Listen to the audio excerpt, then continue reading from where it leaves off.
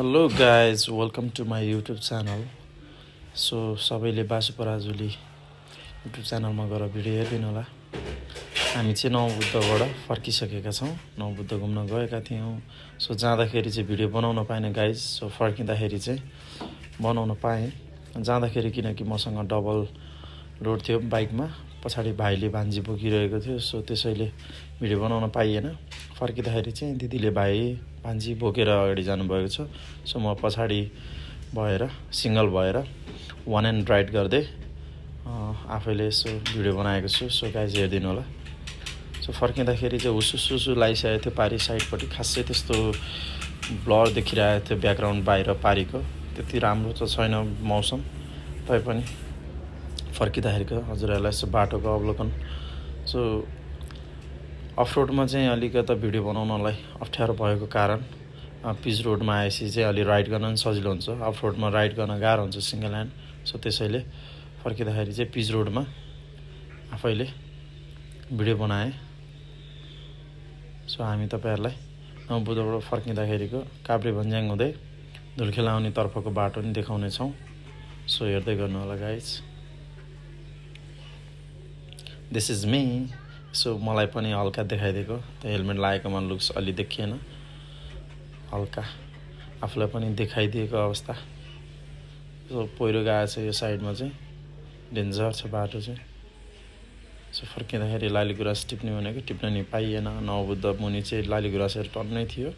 So भिरमा थियो तर जान अप्ठ्यारोको कारणले गइएन। बाटोमा छ कि कतै भेटिन्छ कि भनेर आएको। सो कतै पनि भेटिएन। सनराइज हुन लागिसकेको थियो हामी फर्किँदाखेरि चाहिँ, रात परिसकेको। सो फेरि पनि मलाई दृश्य देखाउन मन लाग्यो आफैलाई।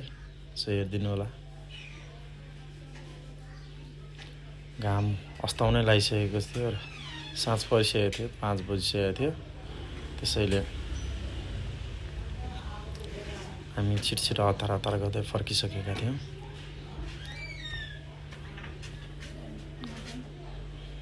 हामी एउटा स्कुटर र एउटा बाइक लिएर गएका थियौँ। सो भान्जीसहित हामी 4 जना थियौँ।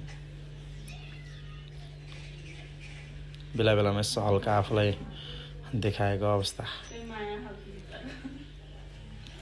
वान एन्ड राइड गर्नलाई चाहिँ यो सजिलो भएको थियो। पिच रोडमा कुनै पनि सवारी साधन नआएको कारणले गाडीहरू बाइकहरू खासै आएको थिएन। सो त्यसैले राइड गर्न नि सजिलो भएको थियो। सो हामी चाहिँ काभ्रे भन्ज्याङ नजिकै पुग्न लागिसकेका छौँ। मैले चाहिँ फुल राइड नै भिडियो नै हालेको छु, किनकि फर्किँदाखेरिको त्यो फास्टमा त्यति साह्रो त देखाएको छैन। सो अहिले चाहिँ हेलमेट खोलेर यसो हल्का फ्रेस भइदिएको।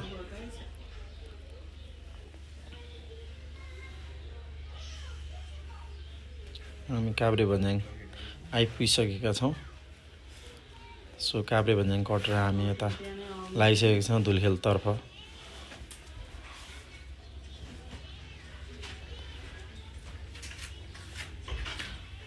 यस रमाइलो छ, नवबुद्ध घुम्न आउनुहोला, राम्रो छ ठाउँ। सो हेरौँ न गाइज, सनराइज वाउ।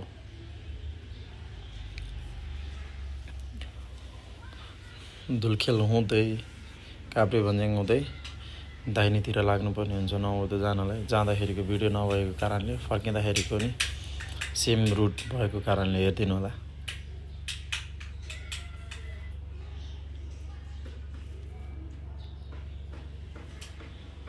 भिडियो लामो नै छ, हेरिदिनु होला। सनराइज हेर्नु न गाइज, वाउ। लाइट कस्तो फालिरहेको छ कि दामी। अगाडि दिदीभाइ जाँदैछन्, पछाडि म चाहिँ। पिच रोडमा राइड गर्न सिङ्गल ह्यान्ड नि गाह्रै छ, किनकि हाइवेमा आइसकेपछि चाहिँ गाडीहरू धेरै आएको थियो, टर्निङ पोइन्टहरू धेरै छ।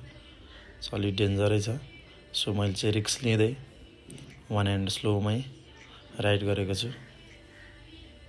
फास्टमा अलि अप्ठ्यारो गाह्रै हुन्छ, किनकि टर्निङ पोइन्ट नि त्यस्तै, गाडीहरू पनि अत्याधिक मात्रामा जस आइरहेको थिए।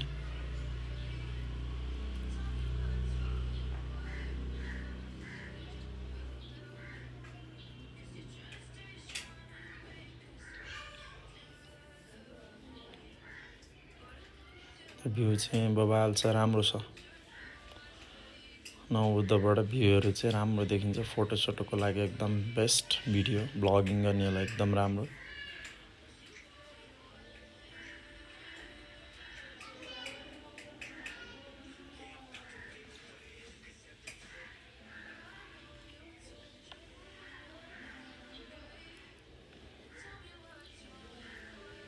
माथि हेर्नु न गाइस, कति पहिरो गएको, पुरा डेन्जर छ बाटो नि कुनै कुनै ठाउँमा त।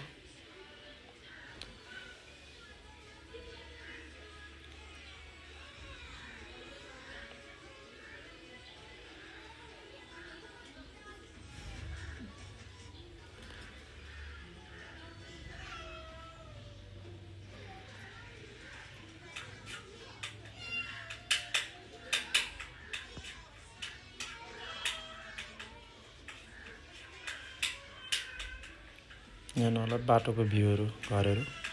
सिन्धुली जाने बाटो हो यो। सुतुलिखेल हस्पिटल हुँदै काभ्रे भन्ज्याङ हुँदै सिन्धुली जाने बाटो पनि यही हो।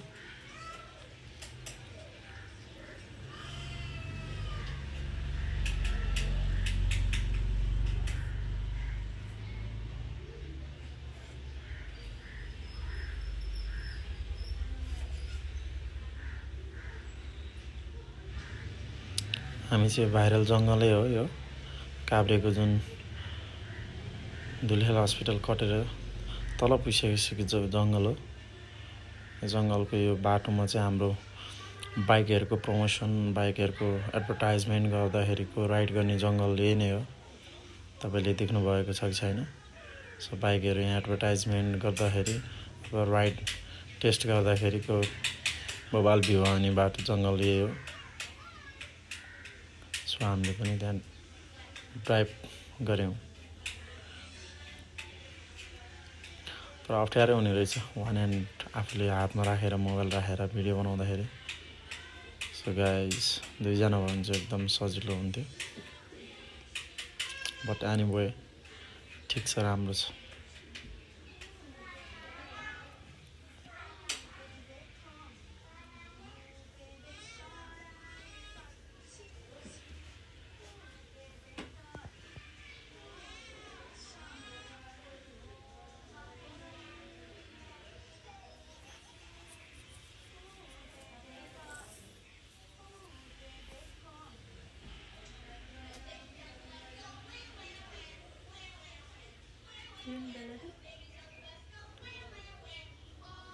सो गाइज, मेरो भिडियोहरू चाहिँ हेरिदिनु होला, लाइक गरिदिनु होला, सब्सक्राइब गरिदिनु होला, सेयर गरिदिनु होला।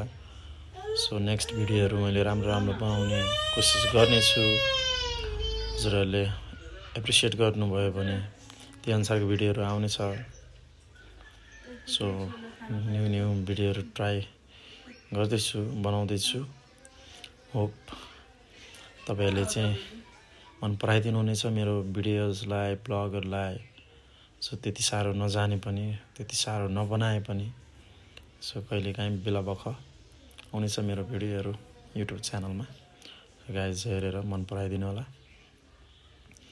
सो नयाँ भिडियोहरू बनाउन कोसिस गर्दैछु। सो ट्राई गर्दैछु। त्यति साह्रो म अफिसियल्ली बाहिर घुम्न त पाउँदिनँ, तैपनि कहिलेकाहीँ मिले बखत बाहिर निस्किएको समयमा सदुपयोग गर्नेछु। सो भिडियो बनाएर युट्युब च्यानलमा हाल्नेछु। सो लाइक, सब्सक्राइब, सेयर सब गरिदिनु होला। अर्को नेक्स्ट भिडियोहरू पनि हाल्नेछु कुनै दिन, कतै बाहिर गयो भने, नयाँ ठाउँ घुम्न पाएँ भने। सो म चाहिँ बनाउनेछु। So guys, C